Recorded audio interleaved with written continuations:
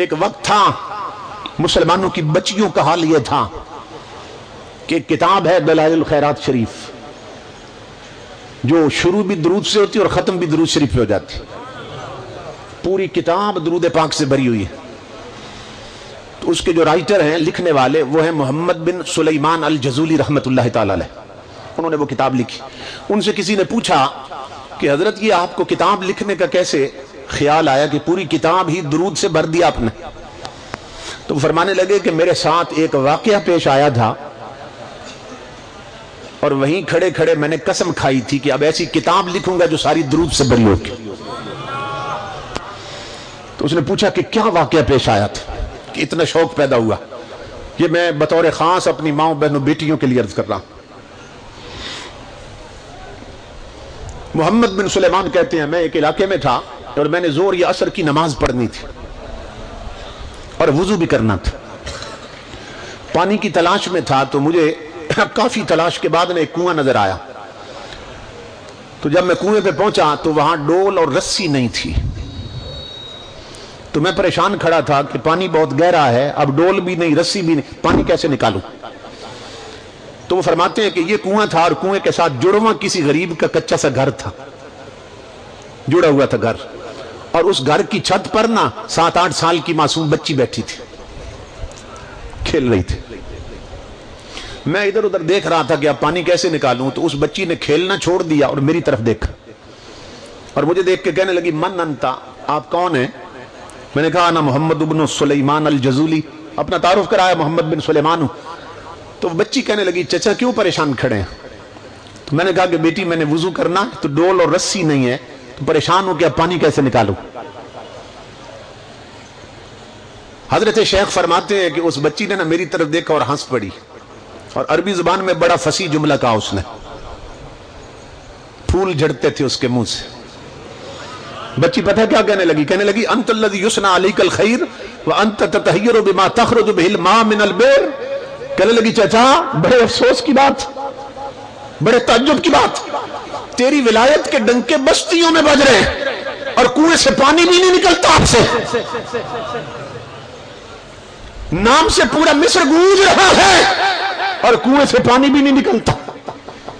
آپ فرماتے ہیں میں نے کہا میری بیٹی شاید تو میری بات نہیں سمجھی، میں نے تجھے بتایا بھائی ڈول اور رسی نہیں ہے، تو ڈول اور رسی کے بغیر پانی کیسے نکلتے ہیں؟ محمد بن سلیمان کہتے ہیں اللہ کی عزت کی قسم لوگو، وہ بچی چھت سے نیچے نہیں اتری، اوپر سے جھک گئی کنویں کی طرف، چھت کی طرف سے اوپر سے جھکی نہ کنویں کی طرف، کہنے لگی چچا میں بتاتی ہوں پانی کیسے نکالتے ہیں۔ اس بچی نے نا پانی میں تھوک دیا۔ محمد بن سلیمان کہتے ہیں لوگوں اللہ کی عزت کی قسم میں اندازہ نہیں کر سکا اس بچی کی تھوک نیچے پہلے پہنچی ہے یا پانی اچھل کے پہلے باہر نکلا۔ کنواں فوارہ بن گیا، بچی کہنے لگی چچا اب کر لے وضو، پانی ایسے نکلتے ہیں۔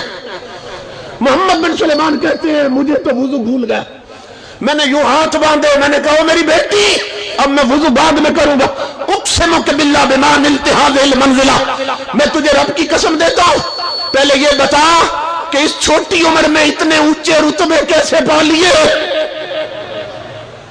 کہ تیرے تھوک کے چند قطرے کنویں میں انقلاب لاتے اور کنویں کو فوارہ بنا دیتے، اس چھوٹی عمر میں اتنے اونچے رتبے کیسے پا لیے؟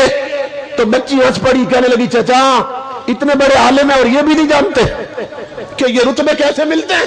میں نے کہا میں تیرے منہ سے سننا چاہتا ہوں۔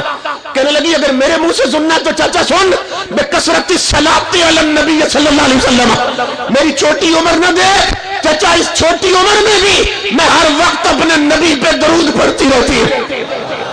نعرہ تکبیر، نعرہ رسالت، نعرہ رسالت، نعرہ تحقیق، نعرہ حیدری، لبیک لبیک لبیک۔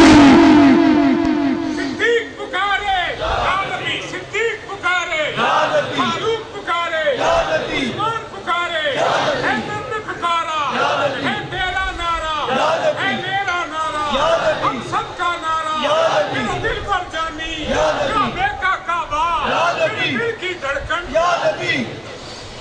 چچا جو زبان ہر وقت نبی پہ درود بھیجتی رہے اس میں یہ تاثیریں آ ہی جاتی ہیں. بچی کہنے لگی چچا اب کر لے وضو.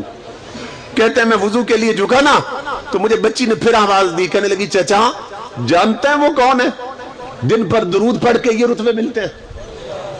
میں نے کہا میں تیرے لبوں کے قربان جاؤں, جانتا تو میں ہوں, لگتا ہے پہچانتی تو زیادہ ہے, تو بتا وہ کون ہے. بچی نے پھر پھول جھاڑے اور کہنے لگی چچا وہ ہیں اذا مشى في البر الاكثر تعلقت الوحوش باذياله. وہ اتنے کریم نبی ہے کہ اگر کسی جنگل میں بھی چلے جائیں تو وحشی درندے جھاڑیاں چھوڑ کر اس کے دامن رحمت سے لپٹ جاتے ہیں. وہ اتنے کریم نبی ہیں کہ وحشی درندے جھاڑیاں چھوڑ کر اس کی کالی کملی سے لپٹ جاتے. چچا اب کر لیں وضو. امام الانبیاء کے غلام ایک مقام پہ میں یہ واقعہ بیان کر رہا تھا نا تو بزرگ پھوٹ پھوٹ کے رو رہے تھے. تو بعد میں مجھے ایک بزرگ ملے صلاۃ والسلام کے بعد, تو فرمانے لگے بیٹا آپ بچی کی بات کر رہے تھے, میں یہ سوچ کے رو رہا تھا کہ اس بچی کی ماں کیسی ہوگی, اس کا باپ کیسا ہوگا کہ جن کی 7 سال کی بچی کا یہ مقام ہے, اس کی ماں کا رتبہ کیا ہوگا. اس لیے کہ یہ رتبے ماں کی طرف سے بنتے ہیں اور یہ مزاج باپ کی طرف سے بنتے ہیں. اگر مائیں ٹی وی پر ڈرامے دیکھیں اور میک اپ کر کے بازاروں میں پھریں اور باپ بازاروں میں آوارہ گردی کریں تو پیدا ہونے والے بچے ڈسکو ڈانسر بنتے ہیں, رب رسول کے باغی بنتے ہیں. اور اگر مائیں تہجد گزار ہوں اور باپ پرہیزگار تو پیدا ہونے والے بچے کوئی میر علی شاہ بنتا ہے, کوئی قمر الدین سیالوی بنتا ہے. کیونکہ یہ جان ماں کی طرف سے لگتی ہے, یہ رنگ باپ کی طرف سے چڑھتے. تو جن گھروں میں 24 گھنٹے چینل بدل بدل کر بے حیائی کے منظر دیکھے جائیں اور 2 ڈشیں لگی ہوں چھتوں پہ اور کیبل کے کنیکشن ہو اور شادیوں پہ ڈول بجے اور بہو بیٹیاں میک اپ کر کے بازاروں میں پھریں, ان گھروں میں ایسی اولاد نصیب نہیں ہوتی. اس لیے میری ماں بہن بیٹیوں اپنا منصب پہچانو. تم شمع محفل نہیں ہو, تم چراغ خانہ ہو. تمہارا مرکز بازار نہیں, تمہارا مرکز مصطفیٰ کا مصلی ہے. ناول چھوڑ دو, کملی والے کے قرآن کی تلاوت کی عادی بن جاؤ اگر چاہتی ہو کہ تمہاری نسلوں میں حضور کا دین چلتا رہے.